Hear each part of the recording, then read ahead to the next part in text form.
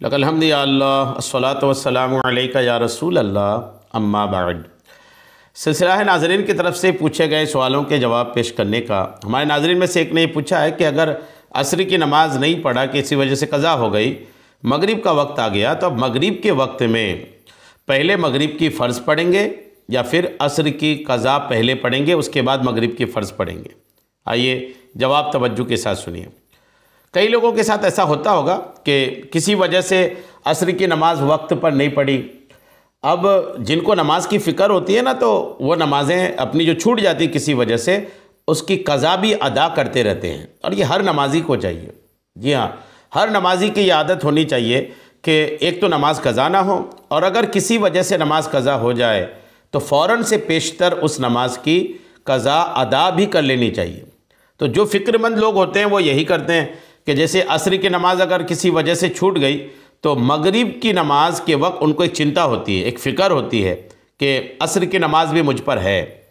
تو ایسے لوگ کئی بار پریشان ہوتے ہیں کہ وہ عصر کی نماز پہلے پڑھیں یا مغرب پہلے پڑھیں۔ آئیے جواب توجہ کے ساتھ سنیے۔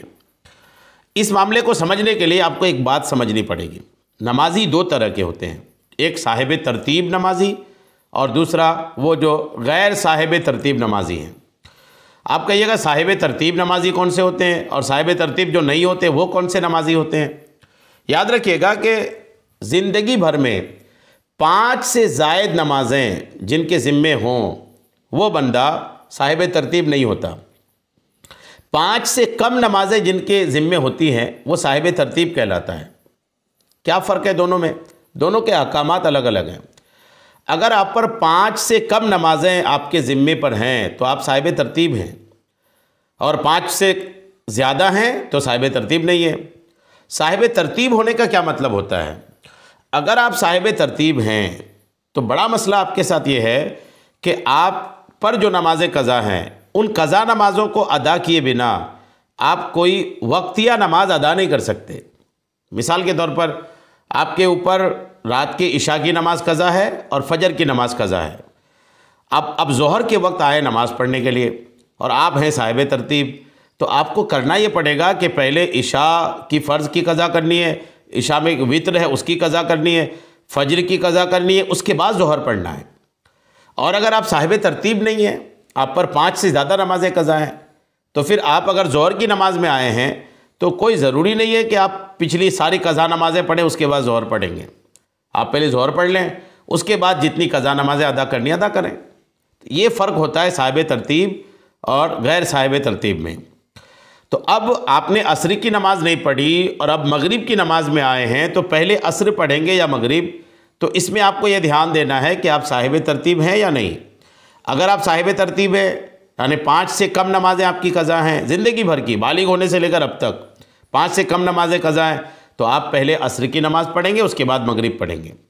اور اگر آپ صاحب ترتیب نہیں ہیں، صاحب ترتیب نہیں ہیں، 5 سے زیادہ بہت ساری نمازیں آپ کے اوپر قضا ہیں، تو آپ پہلے جماعت کے ساتھ مغرب کی نماز پڑھیں گے، یا جماعت سے آپ نہیں پڑھ رہے ہیں تو اکیلے آپ پہلے مغرب پڑھیں گے، اس کے بعد پھر آپ عصر کی قضا یا دیگر نمازوں کی قضا کریں گے۔ یہ بنیادی فرق آپ کو سمجھ میں آنی چاہیے۔ یہ جو باتیں میں نے عرض کی ہے نا، یہ فتاویٰ ہندیہ جس کو فتاویٰ عالمگیری بھی کہتے ہیں، فتاویٰ ہندیہ کے جلد 1 کی صفحہ 121 سے 123 کے بیچ میں یہ باتیں لکھی ہیں۔